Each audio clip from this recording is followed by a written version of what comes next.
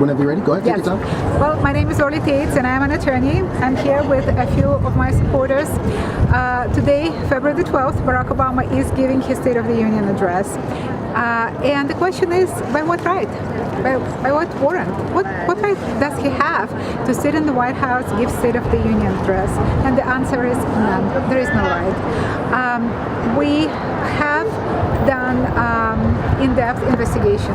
Investigation was done by Jeffrey Stephen Kaufman, who is the chief investigator of the Special Investigations Unit of the U.S. Coast Guard, currently retired, who found that the Selective Service Certificate that is used by Barack Obama was never assigned to him. According to U.S. Code 5, I believe it's 5304, one has to be registered with Selective Service in order to be employed in the executive branch of the U.S. government. A forged document is not considered to be a registration. So for that reason alone, Barack Obama cannot be employed, cannot be a president in the White House or even a janitor in the White House. He never signed up with the Selective Service. It's found, the document found to be a forgery. Moreover, if you look at his Selective Service Certificate, it shows a 2-digit year stamp. Well, for the last 100 years, United States had always a 4-digit year stamp. It's a clear forgery, and as a matter of fact, Mr. Kaufman, as well as Sheriff Joseph Arpaia of Maricopa County, Arizona, have found that that what the forger did, he took a 2008 stamp, cut it in half, inversed, and that's how he came up with 80 and put it on the certificate on this forgery to show that Barack Obama registered for Selective Service. Additionally, Barack Obama himself posted online his tax returns, and by his own stupidity he did not flatten the PDF file, so full unredacted social security number became visible and available for anybody who has Adobe Illustrator and who wanted to who cared to download the file. It was suspicious right away because it was a Connecticut social security number, and Barack Obama was never a resident of the state of Connecticut. Moreover, when this number was checked through E-Verify and SSNBS, it showed that it's a complete fraud. This number was never assigned to Barack Obama. Further investigation showed that this number was assigned to somebody born in 1890, a gentleman by name Harry J. Bonnell, whose death was either never reported or was removed from the database. But multiple national databases such as ChoicePoint, LexisNexis, and so forth, Axiom.com, all show that this social security number that Barack Obama posted on his tax returns was originally assigned to Harry J. Bonnell. And we have just unbelievable incident of fraud, forgery, and treason.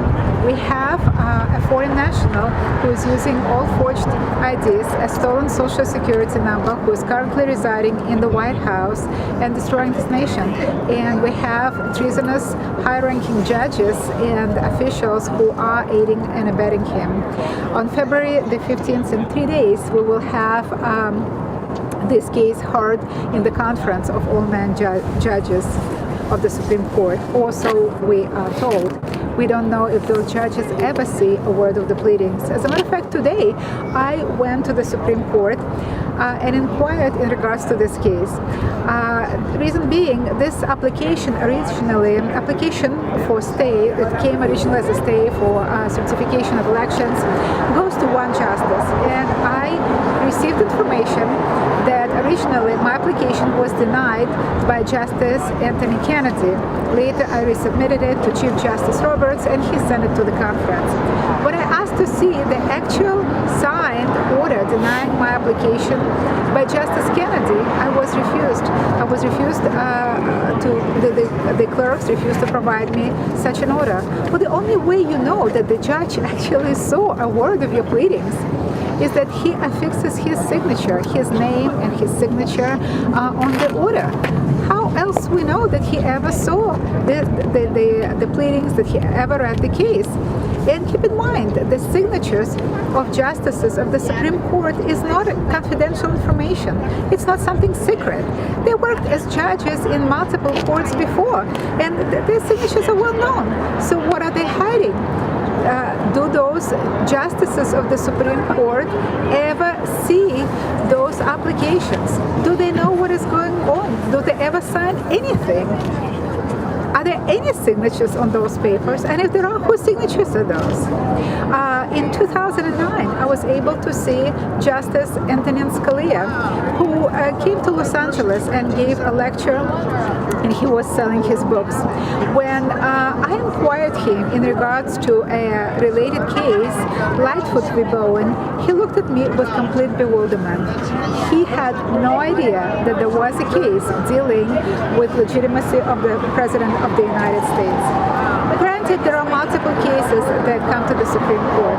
However, this is not an ordinary case. This is not just a regular brawl between two neighbors. This is a case dealing with the legitimacy of the President of the United States. You would think that the justice of the Supreme Court would remember that a case like this existed, was heard, was discussed. Justice Scalia had absolutely no clue. He never heard of the case, he never seen the case, yet I received an answer that he denied it. So we just have an unprecedented level of complicity and corruption in the courts in all levels. Recently, I have filed a petition with the U.S. Congress asking members of the U.S. Congress to immediately hear the issue of Barack Obama's use of forged IDs and a stolen Social Security number. Within a few days, over 27,000 signatures were affixed to this petition.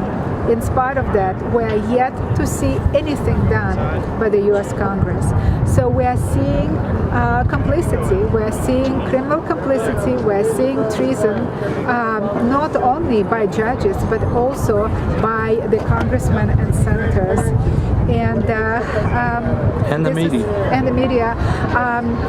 Just recently, I wrote an article comparing what is going on in the United States today to Nazi Germany between 1932 to 1942. Keep in mind that mass incarcerations and mass exterminations did not start until 10 years after Hitler came to power in 1942. But there were 10 years from 1932 till 1942 when Hitler amassed power, when there were multiple constitutional violations, deprivations of rights, originally constitutional rights, later economic rights, and finally the very liberty and life of citizens. And what's interesting, that not one single judge in Germany stood up against Hitler. Not one single judge ruled that Hitler's actions were unconstitutional.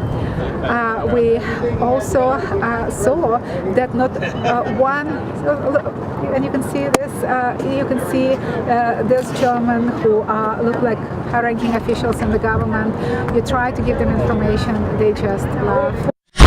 You don't have constitutional rights. You have natural rights. Guys, critical. It's the blueprint of the nation. You could remain a sniveling little bitch, hiding your insecurity.